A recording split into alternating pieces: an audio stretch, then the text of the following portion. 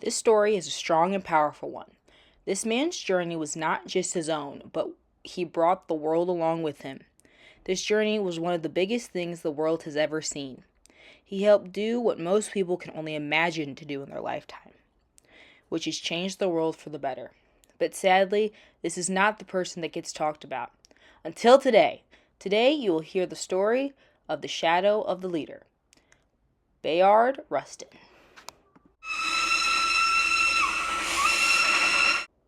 Our journey starts when Bayard Rustin was born March 17, 1912, in Chester, Pennsylvania.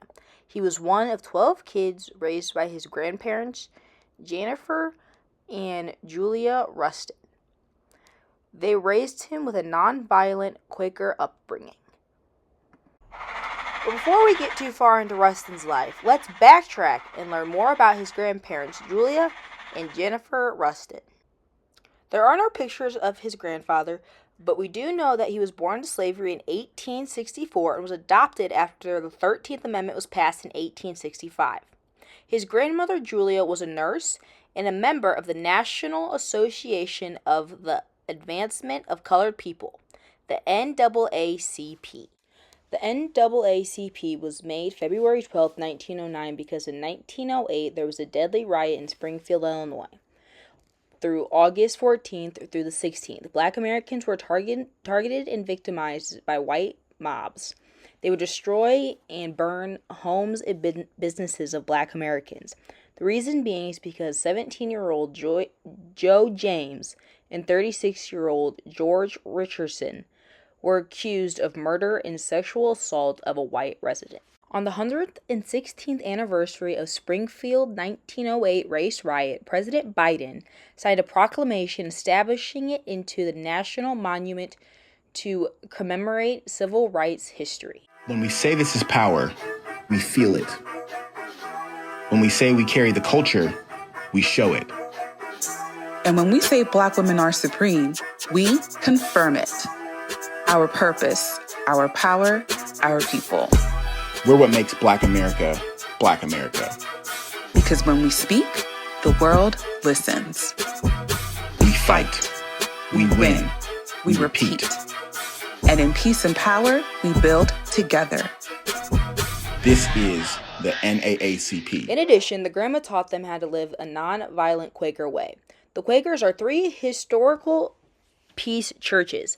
A statement made by George Fox says, I lived in the virtue of that life and power that took away the occasion of all wars. I told him I was come into the covenant of peace, which was before wars and strife were. Now that we know how he was raised, let's get back on track. In 1937, Rustin moved to Harlem neighborhood of New York City. While here, he enrolled in the City College of New York and became active in the Youth Community League. After that, in 1941, he worked with the Fellowship of Reconciliation, or the FOR. This group was a vision of a world with conflicts are resolved through non-violent means. No human being to die or to be brutalized, because I thoroughly believe. The next year, Bayard became a field secretary for the Congress of Racial Equality, or CORE. This is another nonviolent group whose parent organization was FOR. During this time, another movement for freedom, Rustin and 18 other men and women, white and black, organized 2-week journeys that began April 9, 1947. This was called the Journey of Reconciliation, or the First Freedom Rides. This was one of the first times Bayard was ever arrested, was during this trip.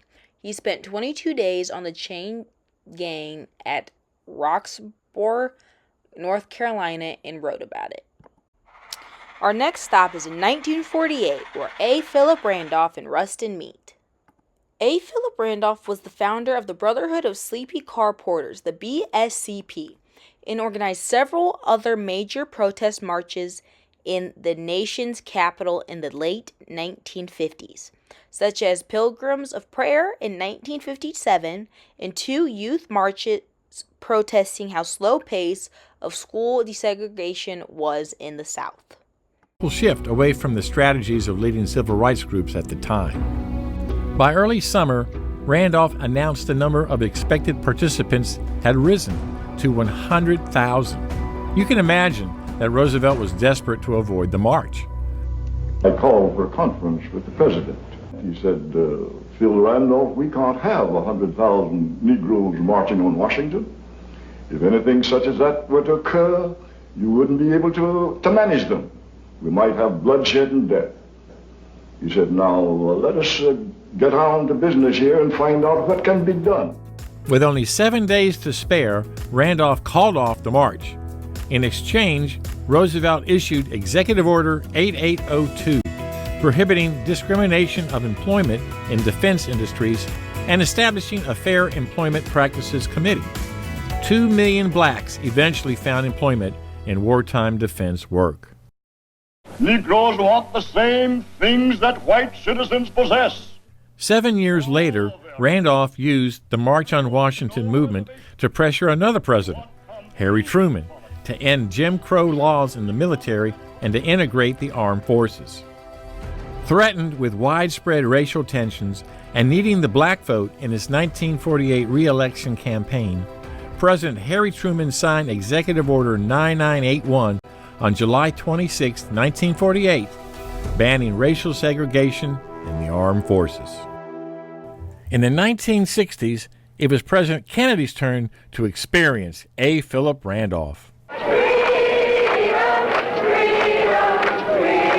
Randolph finally realized his vision for a march on Washington for jobs and freedom on August 28, 1963, which attracted between 200,000 and 300,000 people to the nation's capital.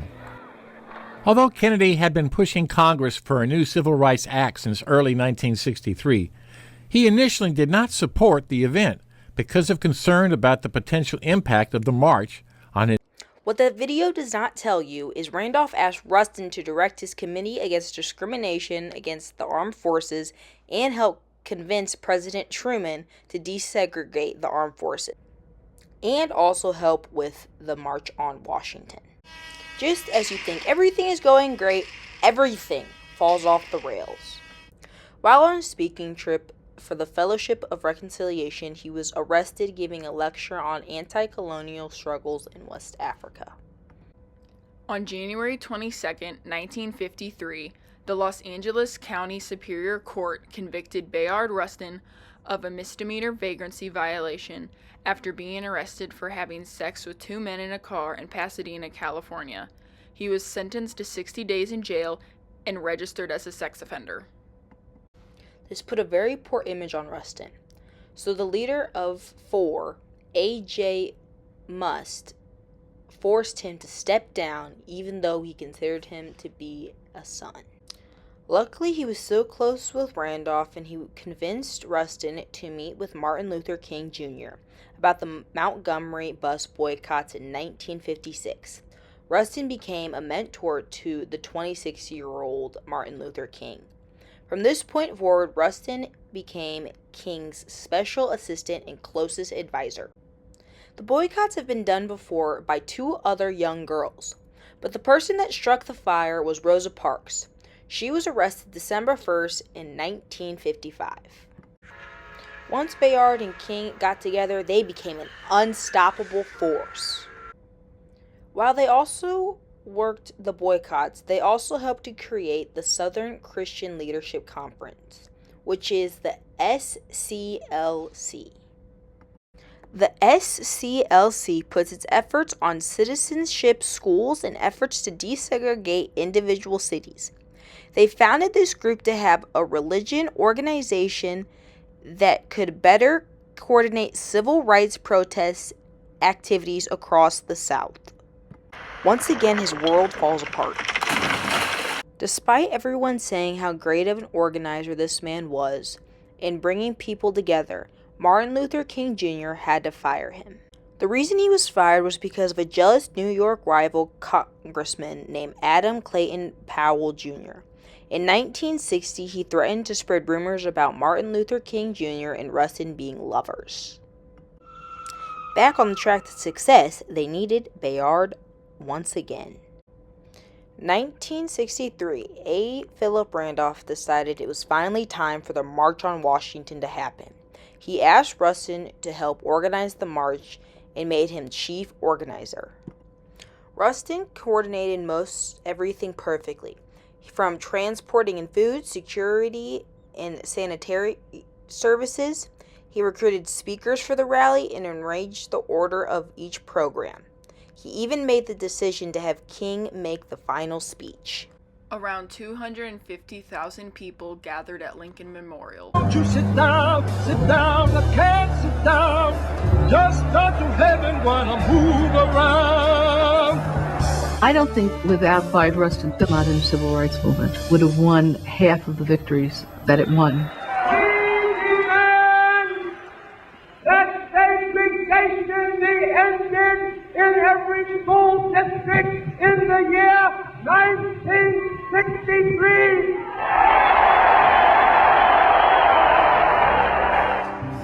It is hard for me to think of a man who was more talented, a public intellectual, an organizer unequaled in his time.